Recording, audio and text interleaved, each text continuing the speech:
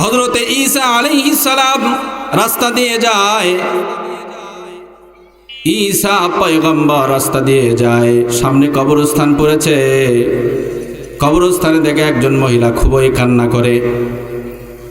নিকটে গিয়ে বলে, মা, কবরের পাশে বসে কান্না করো কেন? মহিলা বলে, ঈসা পয়গম্বর, আমার একটা মাত্র কলিজার টুকরা সন্তান মেয়ে কিছুদিন পূর্বে ইন্তেকাল করেছে, তাকে এখানে দাফন করা হয়েছে, এইটাই তার খবর। ঈসা, আমি শুনেছি তুমি নাকি মৃত মানুষকে জীবিত করতে পারো।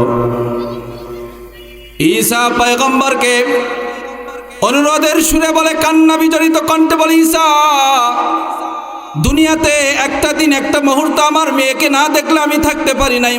ঈসা, আমার মেয়ে আজ কয়েকদিন হয়ে গেল কবরে চলে গিয়েছে, আমার মেয়েকে দেখার একটা ব্যবস্থা তুমি করে দাও। আমি শুনেছি তুমি নাকি মৃত মানুষকে জীবিত করতে পারো। বলেন আল্লাহু আকবার। ঈসা আলাইহিস সালাম মহিলার কান্নাকাটি দেখে হৃদয়টা নরম হয়েছে, আল্লাহকে ডাক দিয়ে বলে, আল্লাহ, এই কবরের মধ্যে যে মেয়েটাকে দাফন করা হয়েছে তাকে একটু উঠানোর ব্যবস্থা করে দাও। কবরের মধ্যে থেকে মেয়েটা উঠেছে, যুবতী মিয়া। যুবতী মিয়া কবরের মধ্যে থেকে ওঠার পরে মা দেখে, কেরে মা, কয়েকদিন পূর্বেই তো তোমার যৌবন ছিল, ষোড়শী যৌবন, তোমার মাথার চুলগুলো ছিল কালো, তোমার ত্বক ছিল লাবণ্যময়, সুন্দর ফুটফুটে চেহারা। অল্প কয়েকদিনের মধ্যে তোমার চামড়াগুলো ঢিল হয়ে গিয়েছে, মাথার চুলগুলো পেকে গিয়েছে, চেহারার লাবণ্যতা নষ্ট হয়ে গিয়েছে, এমন জীর্ণ শীর্ণ হয়ে গেছো। পৃথিবীতে না যৌবনকে টিকিয়ে রাখার জন্য কত প্রসাধনী ব্যবহার করেছো রে মা, এই অল্প দিনের ডিফারেন্সে কবরের মধ্যে তোমার এই অবস্থা হয়ে গেল। মেয়েটা কান্না বিজড়িত কণ্ঠে মাকে বলে, মা, কবরের পাশে আসতা, প্রতিদিন দোয়া করতে, এটাই তো ভালো ছিল। মাকে ডাক দিয়ে বলে, মা, কবরের পাশে এসে আমার জন্য দোয়া করতে রবের দরবারে, আল্লাহ, আমার কলিজার টুকরা মেয়েটার কবরটাকে জান্নাতের বাগান বানায়া দাও। মা, এ দোয়াই তো ভালো ছিল, কারণ আল্লাহ পাক রব্বুল আলামিন পৃথিবীর জমিনে সকলের দোয়া যদি ফিরাইয়া দেয়, মায়ের দোয়া, বাবার দোয়া কখনোই ফিরাইয়া দেয় না। জোরে বলেন ঠিক কিনা? পিতা মাতার দোয়াকে আল্লাহ পাক রব্বুল আলামিন বন্দুকের চেয়েও দ্রুত গতিতে কবুল করে। পৃথিবীর জমিনে একমাত্র বাবা মা সন্তানের জন্য যদি দোয়া করে, সেই দোয়া আল্লাহ পাক রব্বুল আলামিন সাথে সাথে কবুল করে নেয়।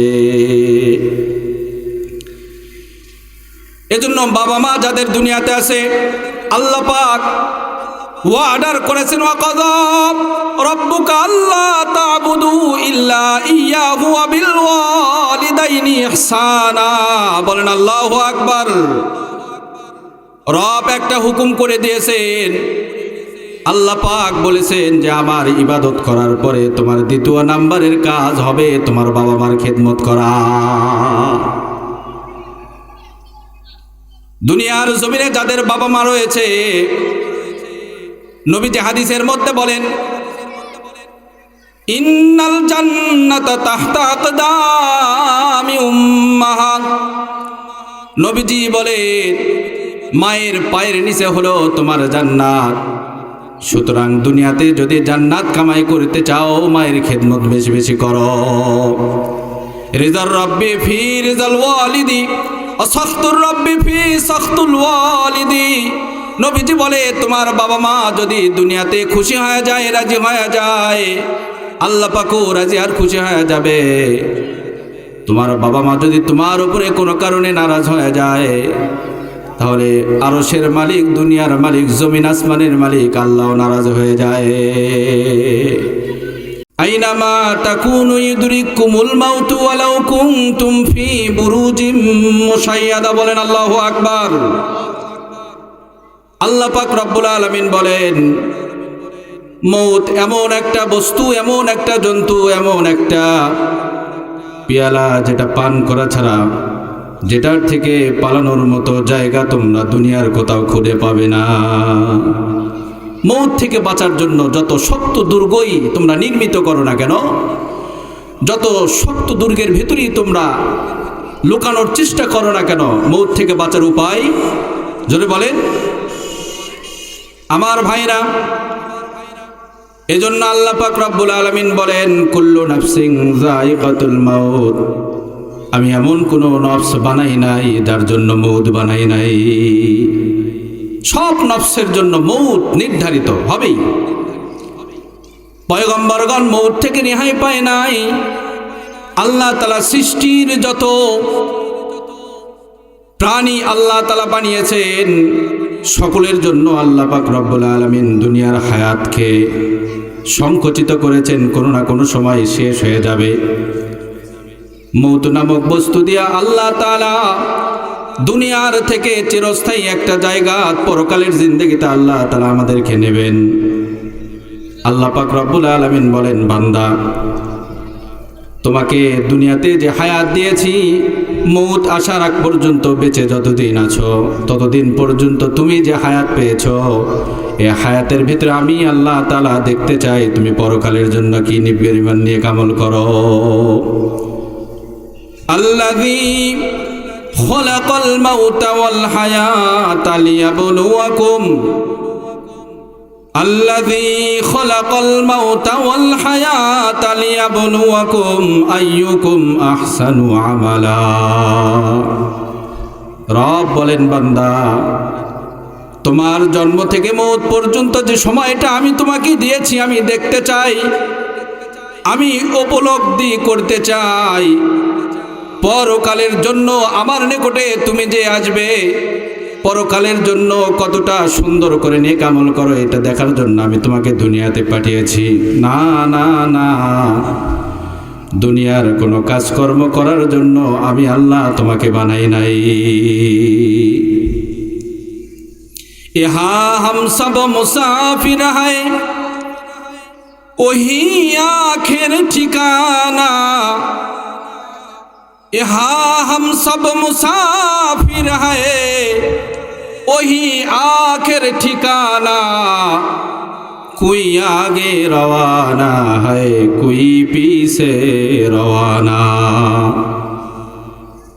কোনো কোনো সময় বাবা আগে দুনিয়ার থেকে বিদায় হয়ে যায়, আবার কোনো কোনো সময় মা দুনিয়ার থেকে বিদায় হয়ে যায়, বাবা দুনিয়াতে রেখে যায়, থেকে যায়। সন্তান কোনো সময় দুনিয়ার থেকে আগে চলে যায়, মা বাবা থেকে যায়। দাদা দুনিয়ার থেকে আগে চলে যায়, নাতি নাতনি দুনিয়াতে রেখে যায়। নাতি নাতনি কোনো সময় দুনিয়ার থেকে আগে চলে যায়, দাদা দাদি দুনিয়াতে রেখে যায়, থেকে যায়।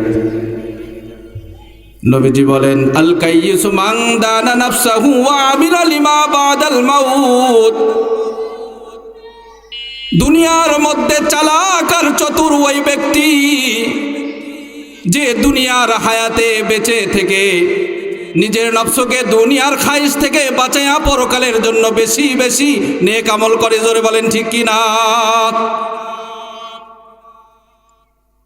এজন্য নবীজি বলেন, কবরের জিন্দেগির জন্য তোমরা প্রস্তুতি গ্রহণ করো। আল কবরু ইম্মা রাউযাতুম মিন রিয়াজিল জান্নাহ ওয়া ইম্মা হুফরাতুম মিন হুফারিন নার।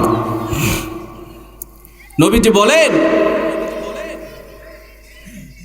কবর হয়তো তোমার জন্য জান্নাতের বাগানের মধ্য থেকে একটা বাগান হবে, বলেন সুবহানাল্লাহ। অথবা জাহান্নামের গর্তের মধ্য থেকে একটা গর্ত হবে। তুমি যদি তোমার দুনিয়ার জিন্দেগিতে কবরের আযাব থেকে বাঁচার জন্য নেক আমল না করো, কবর তোমাকে খাতির করবে না। কবর খনন করতেছে হযরতে আবু যর গিফারি রাদিয়াল্লাহু আনহু। কবরকে সম্বোধন করে বলে, কবর তুমি কি জানো তোমার মধ্যে আজকে কাকে শয়ন করানো হবে, কাকে শোয়ানো হবে? কবর বলে যে না, আমি তো জানি না আজকে কে আসবে। আবু যর গিফারি বলে, তোমার মধ্যে আজকে আসবে সাইয়্যিদাতুন নিসা আহলিল জান্নাহ, জান্নাতি মহিলাদের সরদার হযরতে ফাতেমা রাদিয়াল্লাহু আনহা। আখিরি জামানার পয়গম্বর মুহাম্মদুর রাসূলুল্লাহর কলিজার টুকরা ফাতেমা, আলী কাররামাল্লাহু ওয়াজহাহুর বিবি ফাতেমা, হাসান হুসাইনের মা ফাতেমাতুজ জাহরা কবরের মধ্যে আসবে। কবর তুমি সাবধান হয়ে যাও, এমন দামি একজন মানুষ তোমার ভেতরে আসতেছে, তার মেহমানদারির জন্য তুমি প্রস্তুত হয়ে যাও।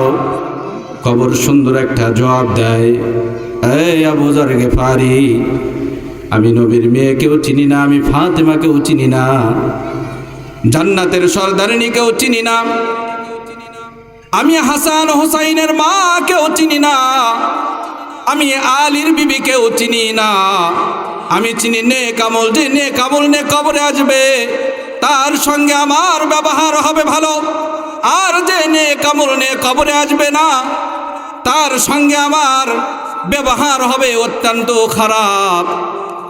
কারণ আমি কবরকে আল্লাহ তাআলা অর্ডার করেছেন, তোমার ভেতরে যদি মানুষ নেক আমল নিয়ে আসে তার সঙ্গে কি ব্যবহার করবে। আমি কবরকে আল্লাহ তাআলা অর্ডার করেছেন, আমার মধ্যে যদি কেউ নেক আমল না নিয়ে আসে তার সঙ্গে কি ব্যবহার হবে, এই ফরমানটা আল্লাহ তাআলা আমাকে দিয়েছেন। সুতরাং এখানে যদি নবী পয়গম্বরগণও আসে, আমি নবী পয়গম্বরকে চিনি না, কারণ আল্লাহ তাআলা আমাকে বানিয়েছেন নেক আমলদারদের জন্য। যারা নেক আমল করে আসবে তাদের জন্য আমার ব্যবহার হবে ভালো, যারা আমল ছাড়া কবরের জিন্দেগিতে আসবে তাদের সাথে আমার ব্যবহার ভালো হবে না। আমরা তো সাধারণ মানুষ, নবীর মেয়ে কলিজার টুকরা ফাতেমা, তার বিষয়ে যদি কবরের এই ফরমান হয়, আমরা সাধারণ মানুষ, আমাদের ব্যাপারে কি ফরমান হবে বলেন? এজন্য কবরে যাওয়ার পূর্বে কবরের সামানা তৈরি করতে হবে কিনা জোরে বলেন। মৌত এমন একটা বস্তু, যে বস্তু আমাদেরকে কবরে ঢুকায়া দেবে। কবর প্রতিদিন মানুষকে ডাকে, এ দুনিয়ার মানুষ, আমার উপরে জমিনের উপরে চলাফেরা করো, আমি কবরের দিকে একটা বার তাকায় দেখো, এখানে রাজা বাদশাহ শুয়ে আছে। কবরের মধ্যে যখন এসেছে তার রাজা বাদশাহী কোনো কাজে আসে না। আমি কবরের ভিতরে অনেক পয়গম্বর এসেছে, আমি কবরের ভিতরে অনেক গাউস কুতুব বুজুর্গরা এসেছে, আমি কবরের ভিতরে অনেক বাদশাহ এসেছে। আমি কবর সবার জন্য সমান। আনা বাইতুল ওয়াহাদা, আমি একাকিত্বের ঘর। আনা বাইতুত তুরাব, আমি মাটির ঘর। আনা বাইতুজ জুলমা, আমি অন্ধকারের ঘর। সুতরাং যদি কবরের জিন্দেগিতে, কবরের অন্ধকার জিন্দেগিতে একটু বাতি জ্বালাইতে চাও, একটু আলো জ্বালাইতে চাও, দুনিয়ার জমিনে আল্লাহর কুদরতি পায়ে সিজদা লাগাও, সিজদা লাগাও।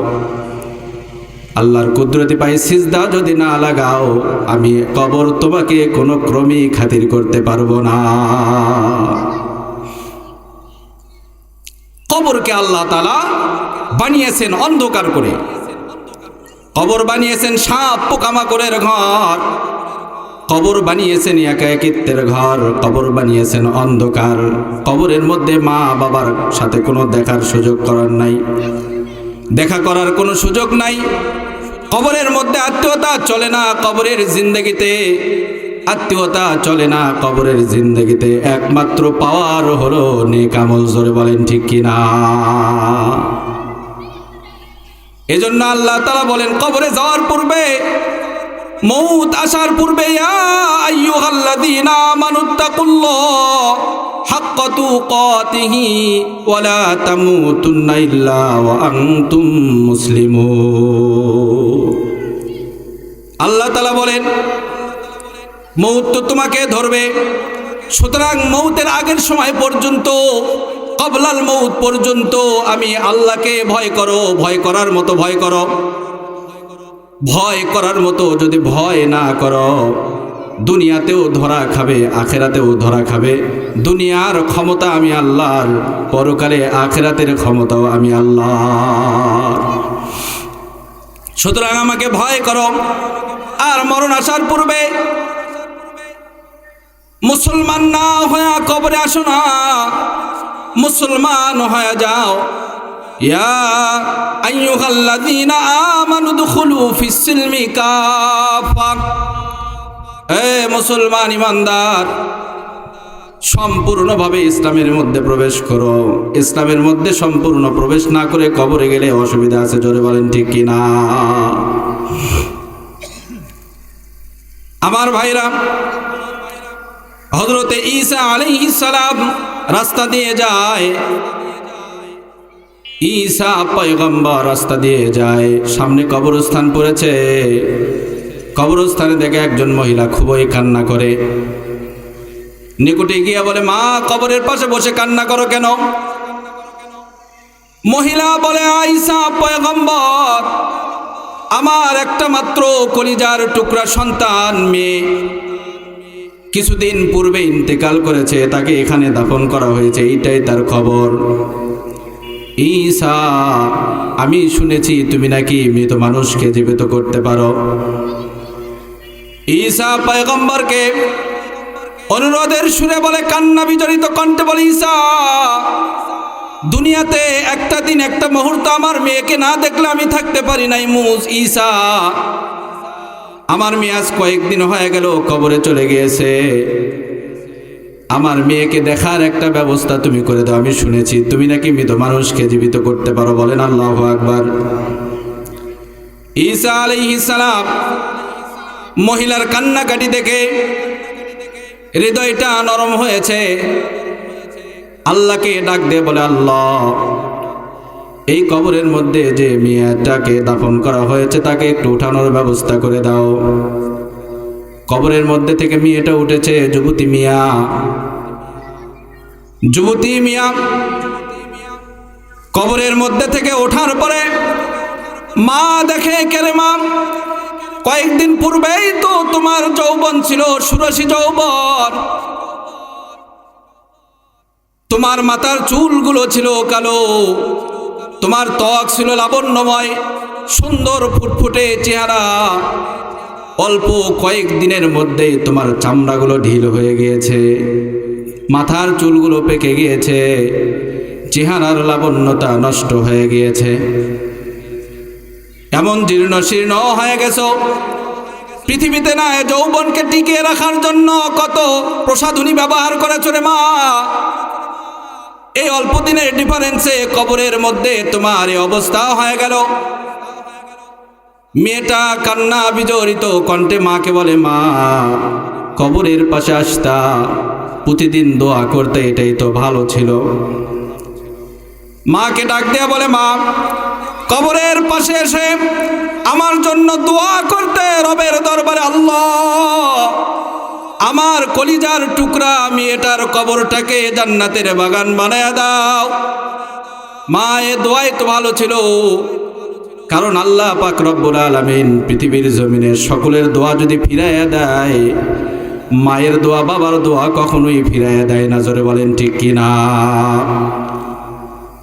পিতা মাতার দোয়াকে আল্লাহ পাক রব্বুল আলামিন বন্দুকের চেয়েও দ্রুত গতিতে কবুল করে। পৃথিবীর জমিনে একমাত্র বাবা মা সন্তানের জন্য যদি দোয়া করে, সেই দোয়া আল্লাহ পাক রব্বুল আলামিন সাথে সাথে কবুল করে নেয়। এজন্য বাবা মা যাদের দুনিয়াতে আছে, আল্লাহ পাক ওয়ার্ডার করেছেন, ওয়াকাযা রাব্বুকা আল্লা তা'বুদু ইল্লা ইয়্যাহু ওয়া বিল ওয়ালিদাইনি ইহসানা। বলেন আল্লাহু আকবার। রব একটা হুকুম করে দিয়েছেন, আল্লাহ পাক বলেছেন যে আমার ইবাদত করার পরে তোমার দ্বিতীয় নাম্বারের কাজ হবে তোমার বাবা মার খেদমত করা। দুনিয়ার জমিনে যাদের বাবা মা রয়েছে, নবীজি হাদিসের মধ্যে বলেন, ইন্নাল জান্নাতা তাহতা আকদামি উম্মাহাত। নবীজি বলেন মায়ের পায়ের নিচে হলো তোমার জান্নাত। সুতরাং দুনিয়াতে যদি জান্নাত কামাই করতে চাও মায়ের খেদমত বেশি বেশি করো। রিজার রব্বি ফি রিজাল ওয়ালিদি অসাখতুর রব্বি ফি সাখতুল ওয়ালিদি। নবীজি বলে তোমার বাবা মা যদি দুনিয়াতে খুশি হয়ে যায়, রাজি হয়ে যায়, আল্লাহ পাকও রাজি আর খুশি হয়ে যাবে। তোমার বাবা মা যদি তোমার উপরে কোনো কারণে নারাজ হয়ে যায়, তাহলে আরশের মালিক, দুনিয়ার মালিক, জমিন আসমানের মালিক আল্লাহ নারাজ হয়ে যায়। এজন্য পৃথিবীতে বাবা মার খেদমত বেশি প্রয়োজন। পৃথিবীতে এমন বাবা মা পাওয়ার ভাগ্যের বিষয় যে বাবা মা সন্তানের জন্য দুহাত উঠে আল্লাহর কাছে দোয়া করে, আল্লাহ আমার সন্তানটাকে হাফেজ বানাও, আমার সন্তানটাকে হাফেজা বানাও, আমার সন্তানকে আলেমা বানাও, আমার সন্তানকে পৃথিবীর জমিনে আল্লাহ যুগ শ্রেষ্ঠ একজন ওলি আউলিয়া হিসেবে কবুল করে নাও। এমন সন্তান বানানোর জন্য আজকে বাবা মার বড়ই অভাব। শুধু ওই ডাক্তার, ইঞ্জিনিয়ার, প্রফেসর এগুলো স্বপ্ন দেখে। নেক সন্তান পৃথিবীতে রেখে যাওয়া। নবীজি বলেন ইদা মাতাল ইনসান ইনকাতা আমাল ইল্লা সালাস। নবীজি বলেন মৌতের মাধ্যমে দুনিয়ার হায়াত যখন মানুষের শেষ হয়ে যায়, সব আমলের দরজা বন্ধ হয়ে যায়, তিনটা আমল যদি পৃথিবীতে কেউ বেঁচে থেকে অবস্থায় করে, তাহলে সে আমলের সব কিয়ামত পর্যন্ত, হাসরের ময়দান কায়েম হওয়া পর্যন্ত সে পাইতে থাকে। নবীজি বলেন সদকাতুন জারিয়া, সদকায়ে জারিয়ার কাজ, ওয়ালাদুন সালেহ ইয়াদউ লাহু, এমন একটা সন্তান পৃথিবীতে রেখে যাওয়া যেই সন্তান বাবা মার জন্য কবরের পাশে দাঁড়িয়ে মৃত্যুর পরে রব্বির হামহুমা কামা রব্বায়ানি সগীরা এই দোয়া করতে পারে। নেক সন্তানের বড়ই অভাব পৃথিবীতে। এজন্য নবীজি বলেন সন্তান পৃথিবীতে রেখে যাবে তো নেক সন্তান পৃথিবীতে রেখে যাও, একটা সন্তানকে হাফেজ বানায়া যাও, আলেম বানায়া যাও, হাফেজা বানাও, আলেমা বানাও। তুমি তো কবরে চলে যাবে, এই সন্তান পৃথিবীতে যত নেক আমল করবে সব আমলের সব তোমার কবরে পৌঁছতে থাকবে। এজন্য পৃথিবীতে সন্তান, নেক সন্তান রেখে যেতে হবে। আমার ভাইরা,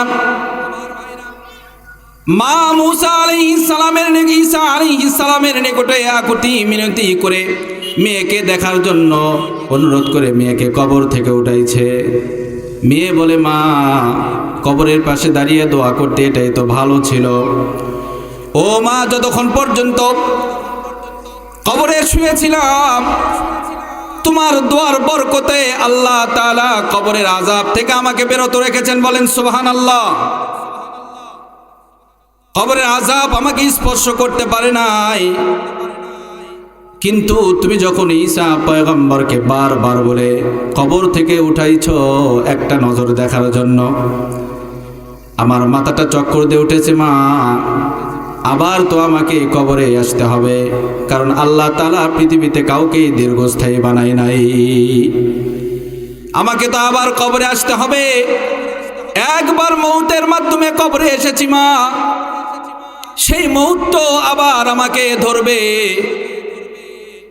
মৌত থেকে পালাবার যেহেতু কোনো রাস্তা নাই, এই মৌতের কষ্ট আমি একবার সহ্য করে কবরে এসেছি মা, আবার আমাকে মৌত আসবে, মৌত ধরবে, এই চিন্তায়, এই টেনশনে আমি কবর থেকে উঠতে যতটুকুন সময়, এই অল্প সময়ের ভেতরে আমার মাথার চুলগুলো পেকে গিয়েছে, শরীরের লাবণ্যতা চলে গিয়েছে।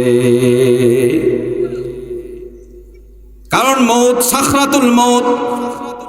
নবীজি বলেন মৌত যখন আসবে একজন মানুষের, দুনিয়ার কোনো বস্তু দিয়া মৌতের আযাব থেকে, মৌতের কষ্ট থেকে তাকে বাঁচানোর কোনো পথ নাই, রাস্তা নাই। কিন্তু একটা রাস্তা একমাত্র রয়েছে মৌতটা সহজ হওয়ার জন্য, সেই রাস্তাটা হলো নেক আমল। নেক আমল যে বেশি বেশি করবে, আমল যার সুন্দর হবে, যে ঈমানের উপরে অবিচল থাকবে, অটল থাকবে। আল্লাহ পাক ইরশাদ করেন, আল্লাযীনা ক্বালু রাব্বুনাল্লাহু সুম্মা ইসতাকামু তাতানাজ্জালু আলাইহিমুল মালায়েকা আল্লা তাখাফু ওয়া লা তাহজানু ওয়াবশিরু বিল জান্নাতিল্লাতী কুনতুম তুআদুন। মৌত এসে যাবে, মৌতের সময় তাফসীরের কিতাবের ভেতরে রয়েছে, যারা ঈমান আনে, ঈমানের উপরে অবিচল থাকে, যখন মালাকুল মৌত তাদের নিকটে এসে যায়, আল্লাহ পাক রব্বুল আলামিন একদল ফেরেশতা পাঠায় দিয়া বলে, যাও যাও যাও, আমার বান্দার নিকটে, আমার বান্দের নিকটে যাও, তাকে গিয়ে আবশিরু বিল জান্নাতিল্লাতী কুনতুম তুআদুন, একটা জান্নাত আমি আল্লাহ তার জন্য বানিয়েছি, চিরস্থায়ী সে জান্নাতের ভেতরে থাকবে। সেই চিরস্থায়ী জান্নাতের সুসংবাদটা তুমি আমার বান্দাকে দিয়ে দাও, বান্দিকে দিয়ে দাও।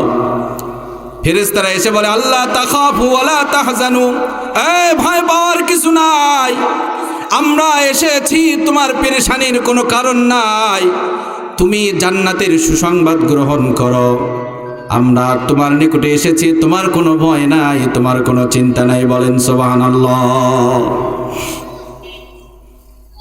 তাতানাজ্জালু আলাইহিমুল মালায়েকা, ফেরেশতা চলে আসে, ফেরেশতারা এসে বলে, কোনো ভয় নাই, চিন্তার কোনো কারণ নাই, তোমার জন্য আল্লাহ তাআলা একটা বিশাল জান্নাত তৈরি করে রেখেছে।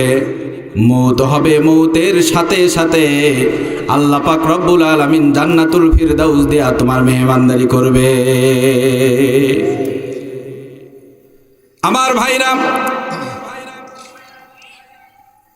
ফিরাউন তার বিবি আসিয়াকে ডেকেছে, মানুষ জড়ো করেছে, একত্রিত করে আসিয়াকে ডেকেছে।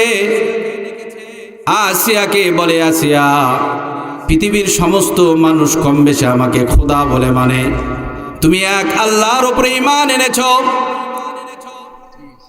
তুমি অন্তত পক্ষে আমাকে খোদা বলে মানো। যদি আমাকে খোদা বলে না মানো আসিয়া, আমি তোমাকে শেষ করে দেবো, আমি তোমাকে নেস্তনাবুদ করে দেবো, জুলুম করতে করতে তোমাকে হত্যা করে ফেলবো।